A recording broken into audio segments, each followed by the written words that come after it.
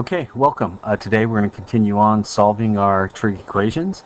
So we're going to look at our example 10. Remember, all the videos we've been doing are going over examples that are in our text.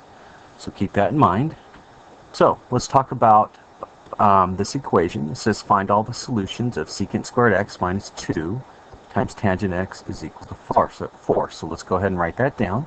And remember, during the video, if you fall behind, to pause the video, or if you didn't understand the concept, to stop the video, rewind it, and listen to it again. Sometimes it takes a couple times through. Okay, so solving our secant squared x minus tangent x is equal to 4. So the first thing I notice is our equation is quadratic. It's the power of 2 at this point. I see two different variables. So my goal, and these variables on the same side, so the key is moving them to one side and trying to separate them using factoring or identities.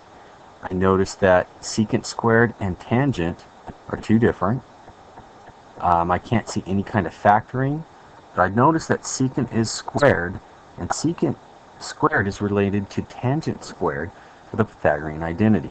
So if I come to the side and I think about my Pythagorean identities, the one we should have memorized is sine squared plus cosine squared x is equal to 1. Because I'm looking for secant, and secant is 1 over cosine, I can find the identity I'm looking for by dividing through by cosine squared x to arrive at my next identity. Sine over cosine, that's my tangent. So this is tangent squared x plus cosine divided by itself is 1. And 1 over cosine squared is secant squared. So I know secant squared is equal to tangent squared plus 1. So what I'm going to do is I'm going to do a substitution. So secant squared x is tangent squared x plus 1, and that's a substitution. Now I'm going to bring the rest of the equation down, which is minus 2 tan of x is equal to 4. Now, using my Pythagorean identity and substitution, I've written this to all, or an equation all in tangent. And because it's quadratic, I'm going to move everything to one side or set it equal to 0, and I'm going to reorder some things as well.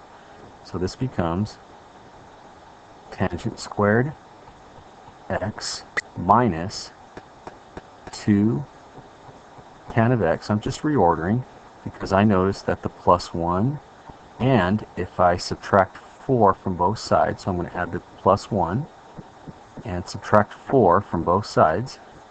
So I'll just slip him in here. That's minus 4, and 4 minus 4 is 0. And I can combine these two terms, leaving me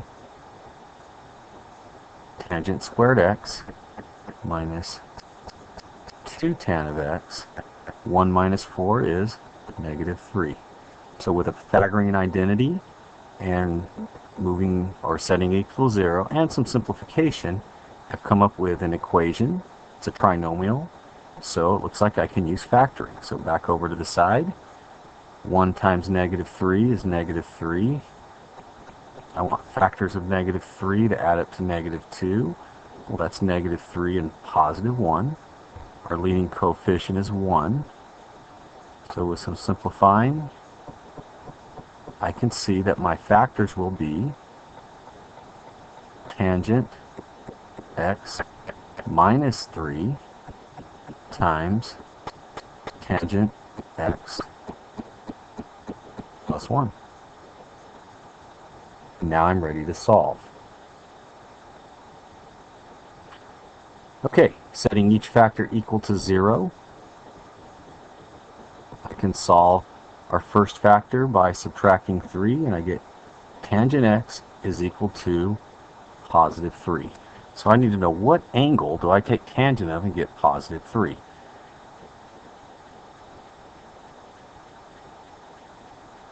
Okay, this angle is outside our unit circle. Or let me phrase that. It's not outside our unit circle. It's not one of our common angles on our unit circle.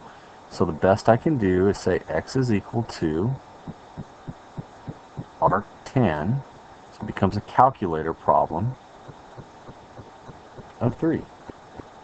And remember, the period of tangent is pi. And because I'm not on a specified interval, I have to have our pi n. So this becomes a calculator piece plus pi n. Okay, our second angle is, factor is tan x plus 1. We set it equal to 0 and solve, and we get tangent of x is equal to negative 1. So, what angle do I take tangent of and get negative 1? And again, anytime tangent or cotangent is equal to 1 or negative 1, it's a pi over 4 angle. This time we are looking for where it is negative 1.